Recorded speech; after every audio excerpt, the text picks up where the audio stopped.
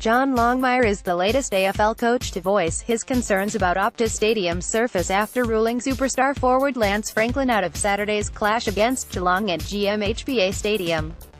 The Sydney Swans mentor revealed Franklin had been struggling with a heel injury since his team's opening round win over West Coast at the new venue, which has drawn plenty of criticism due to its firm surface.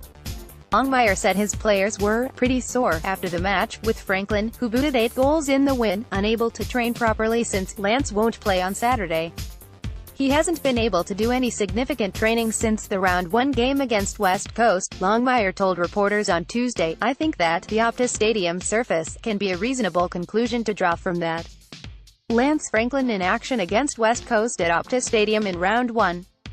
Picture, Getty Images. We had the most amount of players we've had cramp in that game. The feedback that we got was that it was pretty firm and our boys were pretty sore afterwards. It comes after West Coast coach Adam Simpson questioned this surface last week following several lower leg injuries at the ground.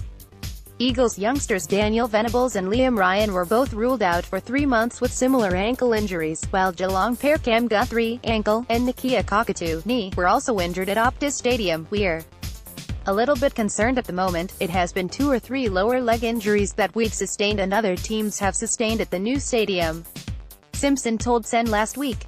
Eagles coach Adam Simpson has questioned whether the surface at Optus Stadium is too hard and contributing to injuries to his players. Source, SEN Radio. I'm not saying that is it, but we've just got to keep an eye on the injuries that we're getting and other teams are getting on our oval. We've just got to make sure it's not due to the hardness of the surface. Fremantle forward Matt Taberner was the latest player to hurt himself at the Burswood venue.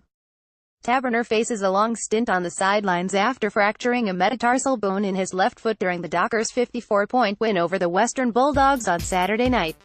Optus Stadium management defended the surface in the wake of the criticism, saying the oval complies with AFL standards. Specific tests are undertaken on a regular basis by HG Sports Turf in conjunction with Optus Stadium management, and the surface successfully meets and in fact tests at the softer end of the required AFL standards, a spokesperson said.